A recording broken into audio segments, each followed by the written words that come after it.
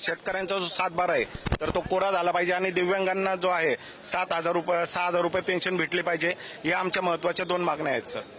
काय म्हणाले अजित पवार? काय अजित पवार साहेबांना आम्ही निवेदन देण्याचा प्रयत्न केला पण त्यांनी आम्हाला बाहेर म्हणजे काढलं त्यांनी. आपण बघतोय की जे निवेदन आहे ते अजित पवार यांना देण्याचा जो प्रयत्न आहे तो देखील या ठिकाणाहून केला गेलेला आहे. मात्र ते निवेदन जे आहे ते स्वीकारलं नाही अशा पद्धतीचा जो दावा आहे तो या सगळ्या आंदोलकांकडून केला जातो. आणि अजूनही आपण बघतोय की पोलीस जे आहेत ते या ठिकाणी त्यांना ताब्यात घेण्याचे प्रयत्न सुरू असल्याचं आपण पाहतोय. या सगळ्या आत्ताच्या परिस्थितीत आपण बघितलं की मोठा गोंधळ जो आहे तो या सगळ्या परिस्थितीत उडालेला होता. वरिष्ठ पोलीस अधिकारी जे आहेत ते देखील या ठिकाणी दाखल झालेले आहेत आणि कार्यक्रमाच्या बाहेर जी ही सगळी आपण गर्दी पाहतोय सगळा तणाव जो आहे तो काही काळ या ठिकाणी निर्माण झालेला होता. आणि आता आतमध्ये अजित पवार यांचं जे भाषण आहे ते पुन्हा एकदा सुरू झालेला. हा जो आपण हॉल पाहतोय या हॉलमध्ये कार्यक्रम जो होता तो नियोजित होता आणि अचानक जेव्हा अजित पवार या ठिकाणी बोलायला उभे राहिले तेव्हा मोठा गोंधळ जो आहे तो या ठिकाणी आपल्याला सुरू झाल्याचं बघायला मिळालं. मोठा पोलीस बंदोबस्त अचानकपणे या ठिकाणी दाखल झाला आणि या सगळ्या पोलिसांनी जे आंदोलन करणारे लोक होते जे आंदोलनकर्ते होते त्यांना अजित पवारांनी जेव्हा सूचना केली की या सगळ्या आंदोलकांना आता बाहेर नेलं पाहिजे त्यांचं जे म्हणणं होतं ते अजित पवारांनी सुरुवातीला ऐकूनही घेतलं. अजित पवारांनी त्याच्यावरचं त्यांचं स्पष्टीकरणही दिलं. मात्र गोंधळ जो आहे तो कायम सुरू होता आणि त्यानंतर मग अजित पवारांनी सांगितलं की आता या सगळ्या आंदोलकांना बाहेर घेऊन गेलं पाहिजे. नियोजित जो कार्यक्रम होता तो त्या ठिकाणी त्यांना तिथे त्यांचं जे भाषण होतं ते त्या ठिकाणी करायचं होतं. आणि आपण बघितलं असेल तर हा कार्यक्रम अर्धा कार्यक्रम बऱ्यापैकी शांततेत पार पडला. मात्र जेव्हा अजित पवार बोलायला उभे राहिले तेव्हा त्यानंतर समर्थकांचा हा गोंधळ सुरू झाला. थोडंसं थांबवते तुम्हाला विनंती. आपल्यासोबत अजित पवारांच्या राष्ट्रवादीचे नेते सूरज चव्हाणजी सुद्धा जोडले गेलेले आहेत. सूरजजी नमस्कार. आपण दृश्य पाहतोय अजित पवारांचा कार्यक्रम होता पुण्यामध्ये आणि बच्चू कडूंच्या समर्थकांनी एकच गोंधळ घातल्याचं दिसलं. बरं, जे आंदोलकांना आता पोलिसांद्वारे पकडण्यात येत आहे आणि त्यांना पोलीस स्टेशनला घेऊन जाण्यात येत आहे त्यांचं असं म्हणणं आहे की आम्ही तर निवेदन द्यायला गेलेलो होतो मात्र त्यांनी आम्हाला पकडलं आणि बाहेर घेऊन आले. आपली प्रतिक्रिया? काल सरकारच्या वतीनं बच्चूभाऊ कडू जे आंदोलन करतायत त्यांना चंद्रशेखर बावनकुळे साहेबांनी भेट दिली. त्याच्यामध्ये लवकरात लवकर तोडगा काढण्याचं आश्वासनही काल बावनकुळे साहेबांनी दिलं. आणि आज बच्चू कडू साहेबांनी सांगितलं की आम्ही थोड्या वेळामध्ये बसून याच्यावरती पुढे काय निर्णय घ्यायचा काय ठरवायचं ते ठरवू. हे कार्यकर्ते जे आहेत आज त्या ठिकाणी 4-5 कार्यकर्ते गेले. त्यांनी सभेत गोंधळ घातला. त्यांना गोंधळ घालून जाणीवपूर्वक सभा एक डिस्टर्ब करण्याचं काम त्यांनी केलेलं. पण पोलीस प्रशासनाने त्यांना बाहेर काढून त्या ठिकाणी त्यांच्यावर योग्य ती कारवाई पोलीस करतीलच. परंतु एखाद्या नेत्याने पक्षप्रमुखांनी आदेश दिल्याच्या नंतर कार्यकर्ते अशा पद्धतीचं वर्तणूक करतात ते कुठेतरी कदाचित त्यांनी त्यांच्या कार्यकर्ते नेत्याचा आदेश ऐकत नाहीत. हा मेसेज पण आजच्या या गोंधळातून गेलेला आहे. पोलीस प्रशासन त्यांचं काम करेल परंतु त्यांनी लक्षात ठेवलं पाहिजे ज्यावेळेस सरकार एक सहानुभूती विचार करतं अशा पद्धतीनं सभा मध्ये जाऊन गोंधळ घालून याच्यात म्हणजे हाताला काही लागत नाही. त्यांनी खरं तर जर तुम्ही निवेदन द्यायला गेलात तर मग गोंधळ कशाला घातलात? अजितदादा प्रत्येकाचं निवेदन स्वीकारतात. अजितदादा प्रत्येकाला भेट देतात. आतापर्यंत अजितदादांचा इतिहास आहे. हे जाणीवपूर्वक त्या ठिकाणी गोंधळ घालण्यासाठी गेले होते. पोलिसांनी त्यांना त्या ठिकाणी पकडून बाहेर काढून पोलीस त्याच्यावरती योग्य ते कारवाई करतील. परंतु मी महाराष्ट्रातल्या शेतकऱ्याला सांगतो महायुतीचं सरकार हे तुमच्या बाजूने तुमच्यासाठी काम करते आणि सरकारचे नेते सर्व तुमच्यासाठी योग्य तो निर्णय पुढच्या काळात घेतील. अगदीच. पण सूरजजी म्हणजे प्रश्न असा आहे की इतकी वेळ येतेच का या समर्थकांचा असा आक्रोश आणि गोंधळ पाहण्याची?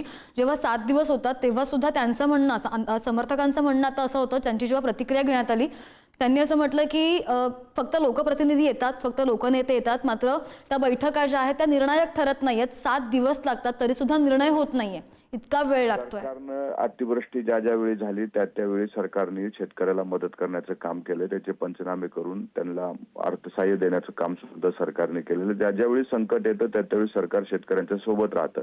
आता काही लोकांना आपलं राजकीय अस्तित्व जीवन ठेवण्यासाठी कुठल्या तर गोष्टीचा आधार घ्यावा लागतोय.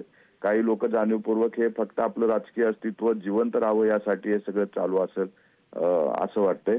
सरकार ज्यावेळी संकट येतं त्यावेळी राहतं. आज ही सरकार ते आंदोलन करतायत म्हणून नाही तर आमचा शब्द आहे की या शेतकरी समृद्ध झाला पाहिजे शेतकरी स्वयंभू झाला पाहिजे यासाठी हे सरकार काम करते. पुढच्या काळात आमचे नेते शेतकऱ्याच्यासाठी योग्य तो निर्णय घेतील आणि हा शेतकऱ्याच्या चेहऱ्यावरती आनंद आणून दाखवतील, हा विश्वास आम्हाला आहे. आता जे काही चालू आहे हे सर्व जे काही चालू आहे आपलं राजकीय अस्तित्व टिकवण्यासाठी चालू आहे. सूरजजी धन्यवाद, तुम्ही प्रतिक्रिया दिलीत त्यासाठी. अजित पवारांच्या राष्ट्रवादीचे प्रवक्ते सूरज चव्हाण जी आपल्यासोबत जोडले गेलेले होते आणि त्यांची ही प्रतिक्रिया. मुख्यमंत्री देवेंद्र फडणवीस साहेबांनी चर्चा करायला त्यांच्याबरोबर पाठवलेलं होतं की बच्चू भाऊ उपोषणाला बसल्या, त्याच्यावर काय दादा पहिला निर्णय आम्हाला तो द्या, आमचं निवेदन द्या. परंतु पोलिसांनी आमच्या दिव्यांगांचा आवाज निघण्या अगोदरच आम्हाला बाहेर हुसकावून काढलं, आम्हाला ओढावडकी चालू केली. मग हे काय हुकुमशाहीचं राज्य आहे का? हे लोकशाहीचं राज्य आहे. तुम्ही आम्हाला ज्यावेळेस तुम्हाला मतदान ज्यावेळेस मागायला तेव्हा तुम्ही लय मोठमोठी बडी बडी आश्वासन दिली होती, शेतकऱ्यांचा सातबारा कोरा कोरा कोरा. मग आता कशाला? पण त्यावेळेस म्हणले 6,000 तुम्ही लाडक्या बहिणीला की 2.5 लाख रुपये उत्पन्न आणि तिला 1,500 देता, आम्हाला 1,500 देता दिव्यांगांना विधवा महिलांना, आणि आम्हाला मग उत्पन्नाचे 50,000 21,000 कुठे नेऊन ठेवलंय महाराष्ट्र. मुख्यमंत्री म्हणतात का तुम्ही बैठक घ्या, आता तुमची समिती गठीत करणे, अहवाल तयार करणे आणि माफी देणे. बैठकीतही आपण कोणती तारीख निश्चित करायची ते आपण बैठकीत 8 दिवसात बैठक लावू, त्याच्यात तारीख निश्चित करू. त्या तारीख निश्चित करण्यासाठी त्यांनी पुन्हा 8-10 दिवस मागितले आहे. पाहू आता आम्ही सर्व कार्यकर्त्यांना विचारून ठरवतो. आणि याच आंदोलनादरम्यान बच्चू कडू यांनी काही वेळापूर्वीच माध्यमांशी संवाद साधला आणि प्रतिक्रिया दिली. 2 दिवसात निर्णय होतो का पाहूयात, नाहीतर 16 तारखेपासून पाणी त्याग सुद्धा करून आंदोलन आणखी तीव्र करू असं त्यांनी म्हटलेलं आहे.